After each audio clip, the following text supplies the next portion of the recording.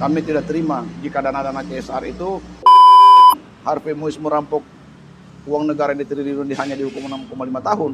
Sementara pencuri kayu bakar, pencuri sendal, pencuri motor dihukum sampai 5-6 tahun. Ini Hakim sudah memvonis 6,5 tahun. mencerminkan betapa bobroknya sistem hukum yang ada di negara ini.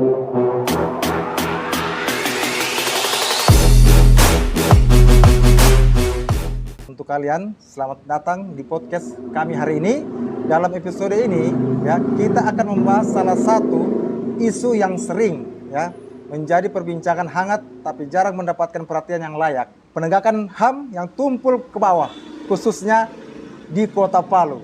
Dengan adanya narasumber kali ini, kedatangan langsung Pak Raslin sebagai Serikat Pekerja Hukum Progresif berorganisasi internasional IADL PBB, International Association of Democratic Lawyers, Perserikatan Bangsa-Bangsa, dan ILPS, Liga Perjuangan Rakyat Internasional. Bapak Raslin. Ya.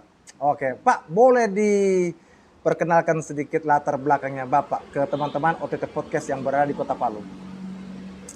Saya Raslin, salah satu pegiat anti korupsi dan peduli tentang hak asasi manusia yang berkaitan dengan lingkungan, komunitas-komunitas penyintas yang selama ini kami berjuang bersama-sama dalam menuntaskan hak-hak mereka pasca 6 tahun bencana Sulawesi Tengah. Pasca 6 tahun gempa. Ya, bencana Sulawesi Tengah. Ya, Pak Raslin, Iya. apa yang dimaksud dengan penegakan HAM yang tumpul ke bawah, khususnya di konteks Kota Palu kita, Pak? Jadi perlu digarisbawahi sedikit. Oke. Kalau yang dimaksud itu HAM, jadi yang kita bahas mungkin penegakan hukum yang dimaksud. Penegakan, iya. Ya. Oke. Jadi menyoal tentang penegakan hukum yang tumpul ke bawah, ini salah satu peristiwa atau realitas yang sering sudah kita jumpai Oke. di lembaga-lembaga hukum. Salah satu contoh baru-baru ini, jika seorang Harvey Muiz yang telah merampok triliunan uang negara ini, namun hanya Oke. dihukum 6,5 tahun penjara. 6,5 tahun. Ya, itu saya dengar juga beritanya, Pak. Oke. Betapa putusan itu sangat melukai hati rakyat dan mencederai rasa keadilan. Kemudian saya sangat sedih jika seorang maling ayam, maling sepatu, maling sendal, maling motor diperlakukan seperti hewan. Diborgol, ditangkap, dibotak, dibuang di dalam mobil. Ini kan suatu tindakan yang menurut saya sangat menyakitkan buat Sangat kami menyakitkan. pegiat HAM ataupun pegiat anti korupsi melihat realitas hukum yang berlaku hari ini di Indonesia. Namun saya optimis dengan kepemimpinan Prabowo Subianto, insya Allah perlahan namun pasti, paling tidak kalau tidak bisa dikurangi bisa diminimalisir. Demikian sementara. Oke, Pak. Bila Anda jelaskan ya, bagaimana kondisi umum penegakan HAM di Palu dibandingkan dengan daerah lain, Pak? Saya pikir kalau berbicara tentang hak asasi manusia, ini Ya. kan sebenarnya konteksnya universal, menyeluruh. Universal, ya, oke. Ya, namun kita bisa mengambil untuk skala daerah, kita jadikan sebagai sampel aja. Sebagai sampel ya. Kemarin tatkala terjadi bencana gempa bumi, tsunami dan likuifaksi 2018 silam. Bayangkan berapa banyak hak-hak asasi manusia yang tidak terpenuhi, tidak dipenuhi negara ini, bahkan sampai hari ini masih ada ratusan. Sampai hari ini? Sampai hari ratusan? Ini. Masih ada beberapa warga terdampak bencana yang masih tinggal di hunian-hunian tidak layak sementara. Masih banyak. Masih banyak, ya. Masih sangat banyak, sehingga hal tersebut menjadi perhatian serius bahwa terjadi dugaan pelanggaran HAM berat. Terjadi dugaan pelanggaran HAM berat di Sulawesi Tengah hari ini. Meski telah banyak mendapatkan hak hunian, namun sebagian belum mendapatkan hak hunian, mengingat di sini ada tupoksi, tugas pokok dan fungsi. Kalau Bank Dunia atau World Bank itu menyiapkan dananya, Namun Kementerian PUPR melalui balai-balainya yang ada di Palu yang harus bertanggung jawab. Namun tatkala dana-dana tersebut dikelola oleh Kementerian PUPR melalui sejumlah balai-balainya yang ada di Palu, Ya. Bank Dunia memberikan dana dalam arti persoalan lahan itu sudah clear, alias land clearing dan land development. Jadi Begitu tidak ya? ada masalah. Namun sampai hari ini salah satu faktor yang menjadi penghambat hunian tetap ini lambat dibangun karena persoalan ketidakseriusan pemerintah kota ataupun pemerintah daerah dalam menyiapkan lahan. Aduh, ngeri itu Pak. Mereka tidak mau menyiapkan, bukan tidak mau, namun tidak serius. Nah, sementara Tidak serius. tidak serius. Jadi di Kota Palu misalnya, hampir semua lahan-lahan yang dibangunkan Huntap itu bermasalah. Ini baru saya dengar Pak. Iya. Serius.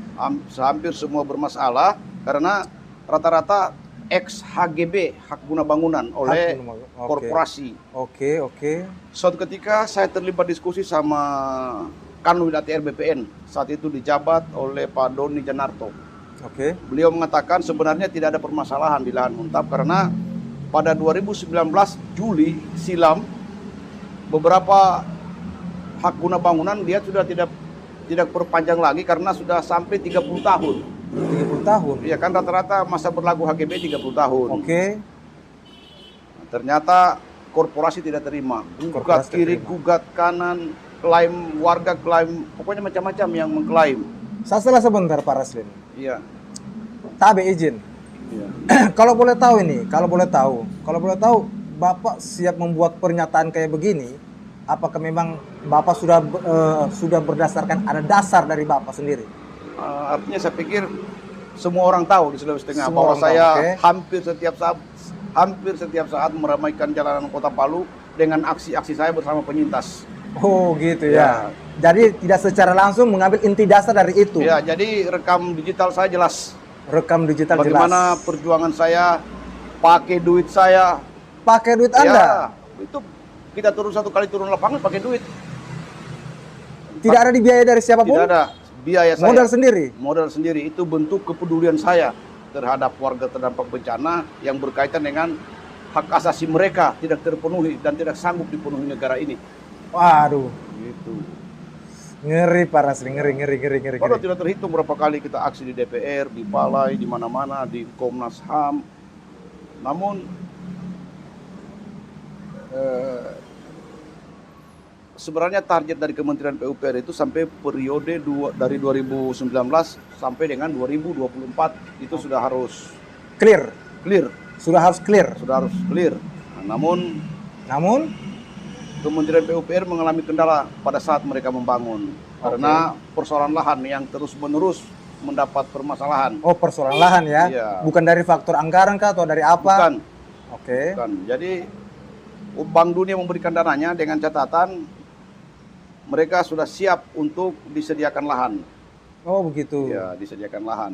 Jadi mereka tidak mau tahu bahwa lahan yang digunakan membangun itu sudah tidak masalah. Namun kenyataan yang terjadi, hampir semua lahan-lahan dibangunkan hunian itu mengalami kendala. Sehingga hal itulah salah satu yang menghambat proses pembangunan gitu. hunian tetap. Jadi ini persoalan tentang hunian tetap ini Pak Raslin ya. Iya. Oke Pak Raslin, apa peran para legal serikat pekerja hukum progresif di Palu dalam memperjuangkan hak-hak warga Pak?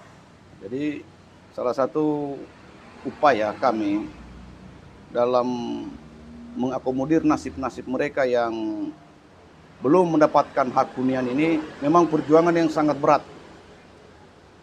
Perjuangan berat karena APBD kita kebanyakan digunakan ke hal-hal yang tidak substansial, yang seharusnya bisa dialokasikan untuk warga-warga yang terdampak bencana ini.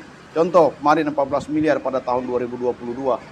14 miliar itu hanya mereka pakaikan Munas Kahmi, padahal kalau dibebaskan lahan untuk mereka-mereka yang warga terdampak bencana, sangat cukup dana tersebut. Seharusnya ya. Seharusnya, tapi kan dana-dana kita hanya digunakan untuk acara-acara yang menurut saya tidak substansial, acara-acara seremoni. Oh, iya. Kemudian suatu ketika kami mendapatkan suatu bocoran bahwa 1,4 miliar dana CSR kita diberikan Bank Sulteng kepada Kajati. Kami sangat... Itu dengar dari mana tuh Pak beritanya? Jadi terlalu panjang ceritanya, saya singkat saja. Oke, singkat Iya, saja Pak kalau saya boleh. singkat saja. Suatu ketika kami meminta bantuan kepada Bank Sulteng Oke. agar bisa mengalokasikan dana untuk pembebasan lahan yang ada di Layana untuk bisa dibangunkan huntap pada warga-warga yang belum mendapatkan hak hunian. Karena pada saat itu masih ada sekitar 500 unit tersisa dari bantuan Bank Dunia, namun lahannya tidak ada. Namun tidak ada. Lahannya tidak ada. Sehingga kami berinisiatif bersama kawan-kawan di Serikat Pekerja Hukum, kemudian kawan-kawan lembaga bantuan hukum Sulteng yang luar biasa. Kami bersinergi mencari solusi. Saat lahan kami dapat, namun sumber-sumber pendanaan yang susah kami dapatkan, padahal niat kami niat baik. Sangat disayangkan ketika dana-dana tersebut hanya diperuntukkan ke hal-hal yang tidak penting. Kemarin 1,4 miliar kalau dibebaskan lahan kemarin itu harga lahan hanya sekitar 420 juta. Pada saat kami menemukan dana CSR 1,4 miliar diberikan oleh Bank Sulteng kepada Kajati, kepada Kejaksaan Tinggi, kami sangat marah. Pada saat itu Kejaksaan Tinggi memberikan mobilirnya, dari CCTV-nya, meja biro, orden, televisi. Sampai pada saat itu kami melakukan aksi keras. Kami menurunkan massa pada saat itu bersama penyintas. Dan kami berkoordinasi dengan Pak Kajati terkait akan penggunaan dana itu. Dan kami akan melakukan langkah-langkah hukum, akan menggugat nanti mereka ke Pengadilan Negeri dalam gugatan class action. Ya, gugatan class action. Kami tidak terima jika dana-dana CSR itu diperuntukkan kepada hal-hal yang tidak tepat sasaran. Wow. Kira Pak Raslin.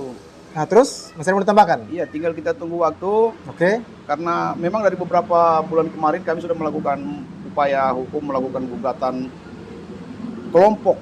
kelompok namanya, gugatan class action. Namun karena intensitas saya yang begitu padat, jadi sehingga kami mengagendakan dalam bulan ini. Akhir bulan ini kami akan melakukan gugatan dana CSR tersebut. Keren. Oke, Pak Raslin, kita coba masuk ke segmen tantangan dan diskriminasi. Oke? Nah, apa bentuk perlakuan kurang mengenakan yang sering diterima oleh para legal Serikat Pekerja Hukum Progresif? Saya pikir kalau hal-hal diskriminasi tidak begitu penting. Tidak begitu penting, iya, oke. Tidak begitu penting karena selama ini kami tidak pernah kami merasa didiskriminasi. Oh begitu ya? Namun sayangnya tuntutan kami itu yang lambat direspon. Lambat direspon oleh pemerintah. Oke. Itu. Ya, kalau menurut Anda, Pak Raslin, para legal yang memperjuangkan keadilan justru kerap mengalami diskriminasi, ada? Memang di beberapa tempat, beberapa yang mengalami diskriminasi, tapi alhamdulillah di Palu safety aja. Oh, safety. Ya, Berarti masih masih terjaga lah ya. Karena mereka tidak pernah menganggap kami sebagai musuh. Oke.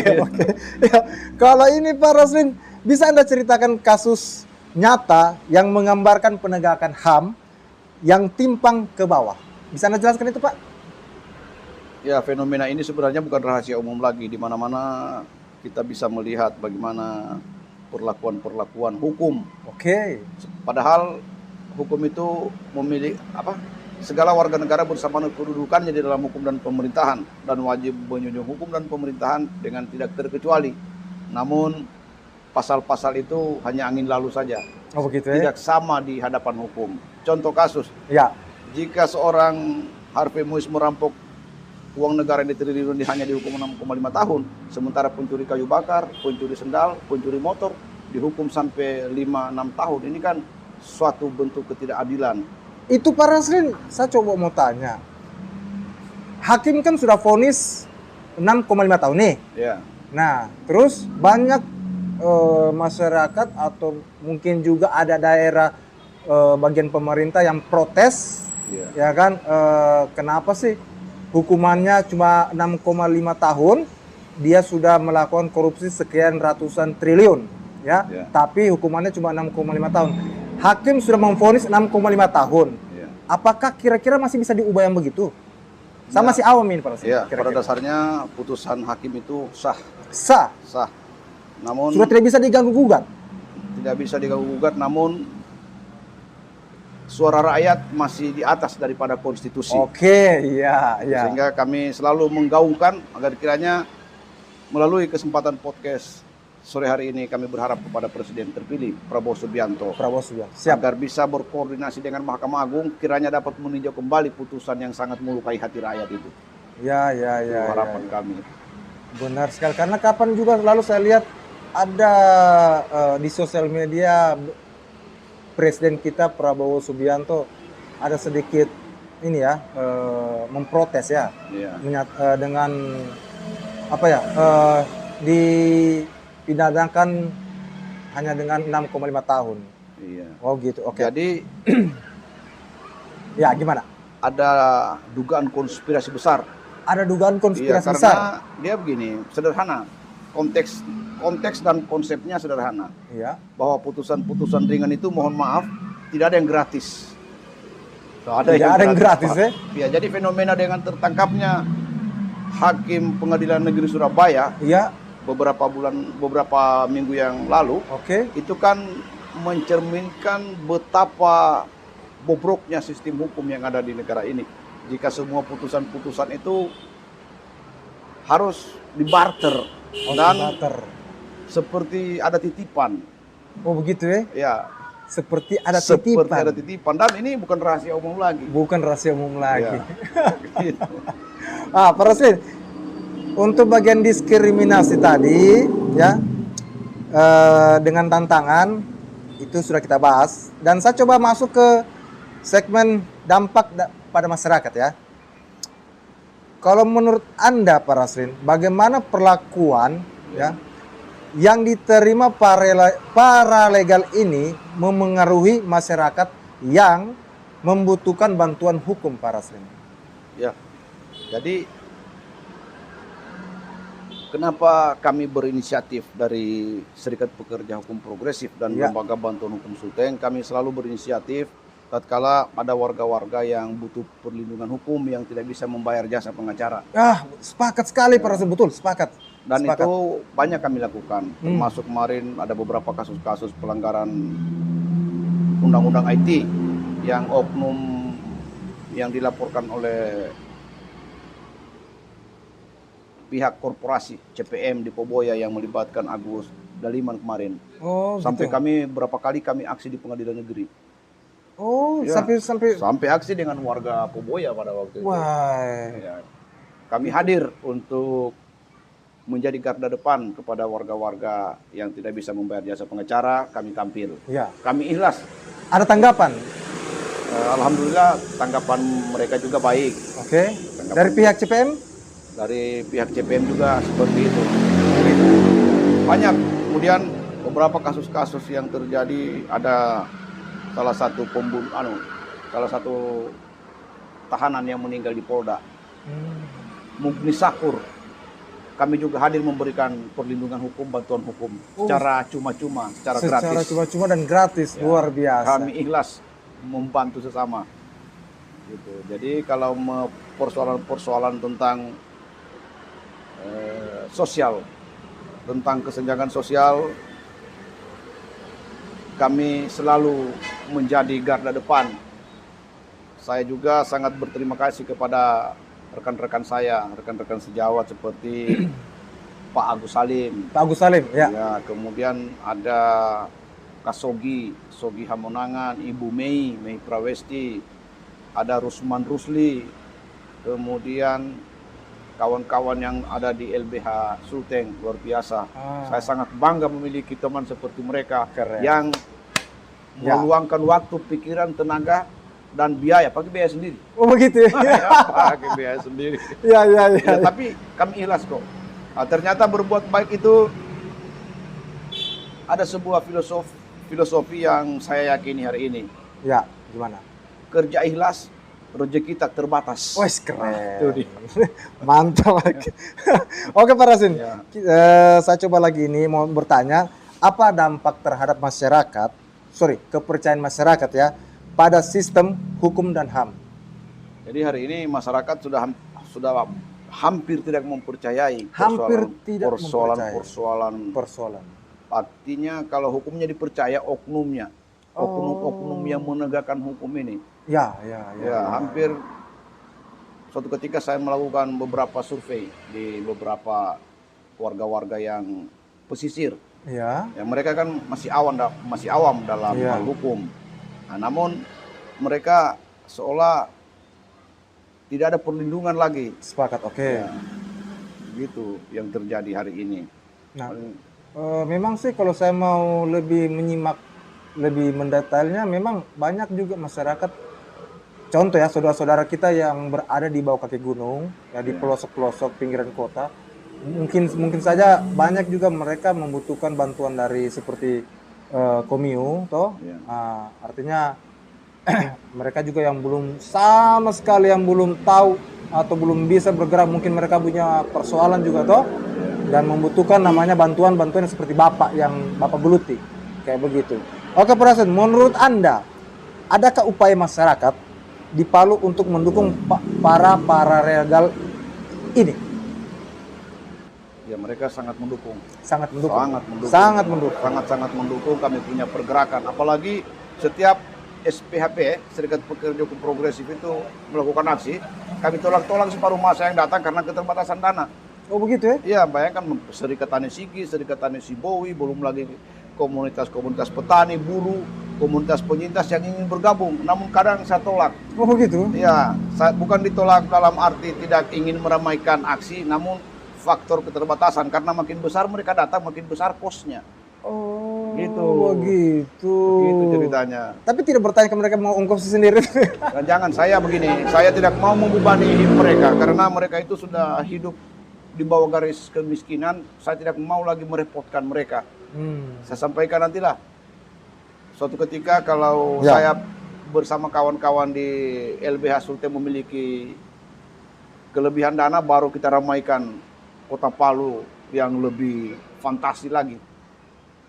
Lebih fantasi lagi Pak Rasin. Dan insya Allah tiada arah melintang. Saya kan mau ke luar daerah dulu dalam beberapa hari ini.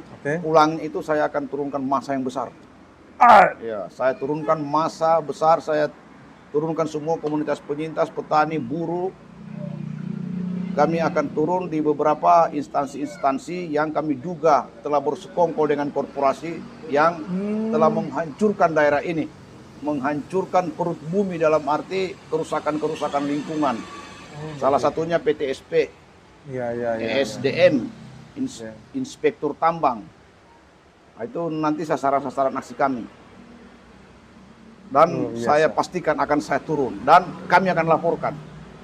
Sebagaimana simbol kami, slogannya, investigasi, posting, teriaki, laporkan. Detail sekali Pak Rasin. Kita masuk ke segmen solusi dan harapan Pak Rasin. Ya, solusi dan harapan. Ya. Apa langkah-langkah yang harus diambil pemerintah dan penegak hukum untuk memperbaiki situasi ini Pak Rasin? Saya pikir langkah-langkah penegak hukum dan pemerintah dalam memperbaiki sistem kebobrokan saat ini, saya pikir sederhana. Karena yang terjadi belakangan, rata-rata oknum-oknum yang diberi wewenang dalam melakukan pekerjaannya tidak memiliki moral, sehingga berharap kepada Presiden Republik Indonesia dan termasuk instansi-instansi terkait agar mempekerjakan orang sesuai dengan fungsinya. Sepakat sekali. Sesuai dengan fungsinya, kemudian basicnya, sesuai dengan sumber dayanya, dan yang terpenting dari semua itu dia memiliki moral. Karena kalaupun dia Kalaupun seseorang itu memiliki disiplin ilmu di bidangnya, namun kalau juga dia tidak memiliki moral, percuma. Percuma ya. Ya, jadi moral itu yang diutamakan agar bisa mendapatkan hukum sesuai dengan harapan masyarakat. Begitu ya. Ya. Oh, Pak Roslin, kalau cara mendukung para regal serikat pekerja hukum progresif agar tetap bisa menjalankan misinya bagaimana? Saya pikir ini juga sederhana karena misi dan visi kami saat ini untuk terus menunjukkan eksistensi dalam memperjuangkan nasib-nasib mereka yang hari ini menjadi termarginalkan. Wah, Artinya satu orang-orang yang termarginalkan. Jadi kalau pada dasarnya mereka ini semua memberikan dukungan kepada kegiatan-kegiatan sosial kami. oh begitu ya. Bahkan tidak sedikit juga para pejabat, para petinggi yang begitu empati dengan pergerakan-pergerakan kami dari SPHP ini. Ya. Ya, jadi sebenarnya sih hanya perlu saya tidak habis-habis menekankan pentingnya moral. Kalau moralnya sudah bagus, saya yakin penegakan hukum akan bisa diharapkan oleh masyarakat luas. Ya, sepakat Pak, sepakat. Oke Pak Roslin, kalau apa harapan Anda terhadap masa depan penegakan HAM di Kota Palu Pak? Saya berharap untuk penegakan hak asasi manusia dan penegakan hukum di Sulawesi Tengah ke depannya, sebenarnya ini kita memiliki potensi sumber daya alam. Iya. Jika potensi sumber daya alam ini dikelola dengan benar, maka saya sangat optimis pelanggaran-pelanggaran HAM ini akan terkurangi. Karena contoh, dalam setiap aktivitas pertambangan itu kan ada namanya CSR. CSR ya. Dana-dana yang diperuntukkan untuk kegiatan sosial. Ya. Saya pikir itu harapan saya begitu. Jika dana-dana CSR dari semua perusahaan ini bisa ditata kelola dengan benar, saya sangat optimis bahwa kesenjangan sosial akan berkurang. Sebenarnya konsepnya sederhana, cuma sayangnya Sulawesi Tengah belum dianugerahi pemimpin yang punya sumber daya yang matang untuk bisa memahami konteks-konteks persoalan ini. Di situ kendalanya. Pemimpin kita, mohon maaf, pemimpin kita sekarang hanya bisa datangkan artis, hanya bisa bagi sembako, itu aja kelebihan mereka. Oh, begitu. Saya berharap mereka adu gagasan, adu Ya. visi, adu misi, bagaimana membawa daerah ini ke depannya. Oke Pak Roslin. Nah, sebelum kita masuk ke dua pertanyaan terakhir dari saya, ada sedikit pertanyaan tambahan dari saya Pak Roslin. Ya kan? Ini saya melihat kapan tempo hari dari sosial media Anda, ya kan?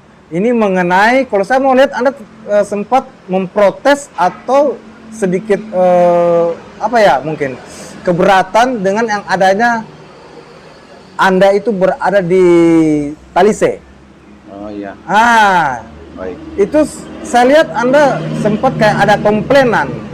Nah, kira-kira boleh tidak Anda ceritakan itu apakah ada kasus kah atau ada yang terjadi? Boleh Anda sampaikan untuk teman-teman OTT Podcast yang berada di Kota Palu tentunya. Iya. Jadi pada dasarnya pasca bencana kemarin, beberapa sumber-sumber pembiayaan Bank Dunia atau World Bank yang begitu peduli dengan Sulawesi Tengah, Palu, Sigi, Donggala, dalam arti mereka memberikan bantuan untuk recovery, pemulihan. Dana-dana tersebut banyak bersumber dari utang. Bank Dunia memberikan pinjamannya dalam bentuk utang. Nah, sehingga pada saat mereka mengerjakan proyek yang tidak memenuhi unsur spesifikasi teknis, saya sangat marah. Beberapa hari sebelumnya, sebelum saya posting di media sosial, memang ada upaya persuasif preventif, sudah saya ingatkan kepada pihak terkait agar mereka bekerja dengan benar, supaya saya tidak usik.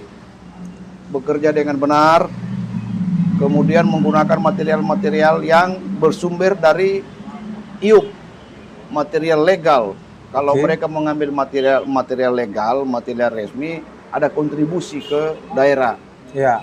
Ada kontribusi masuk ke daerah. Namun kalau mereka menggunakan material-material yang ilegal, sama sekali tidak ada kontribusi ke daerah. Namun mereka ini anehnya, Ya. makanya saya tidak habis pikir jebolnya ini pengawasan. Karena contoh kasus, jika di balai jalan itu ada Kasatker, Ya. Kasatker ini ada PPK, kemudian PPK ini kan ada pengawas, Ya. kemudian Bank Dunia juga punya konsultan, kemudian pihak-pihak perusahaan atau kontraktor pelaksana itu punya quality control. Tapi kok masih bisa jebol semua penggunaan material Iya, iya, iya. Ya, memang saya heran nih barang ini. Saya heran, bayangkan pengawasan berlapis, oh masih bisa jebol. Ya, Gitu ya? Ya sehingga mohon maaf siapa lagi yang kita percaya hari ini? Nggak ada, sehingga saya sendiri yang turun. Saya tidak percaya siapapun, karena seharusnya dengan realitas yang terjadi seperti itu, APH kita harus turun. Jangan hanya mendengar berita dari media baru melakukan responsif, janganlah. Ya, betul. Iya, kan kemarin sebelum saya posting di media sosial, memang saya ingatkan dulu Ya. bahwa di proyek ini bukan cuma proyek itu.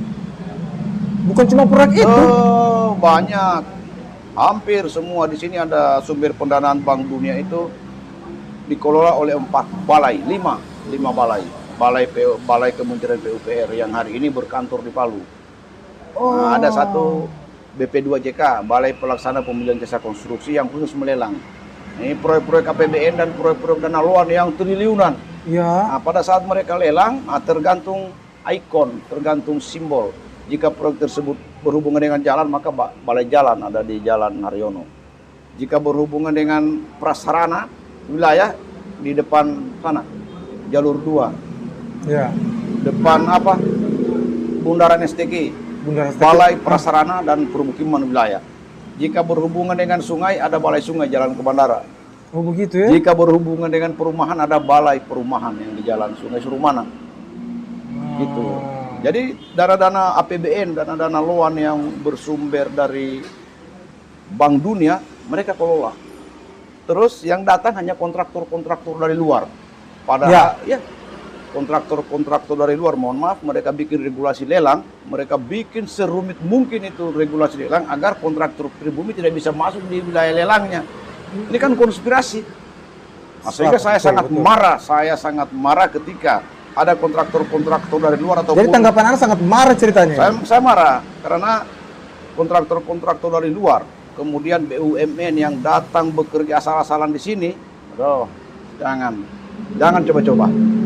Ya, siapapun di belakang mereka, gitu ya. Dan apapun konsekuensinya, saya tidak takut.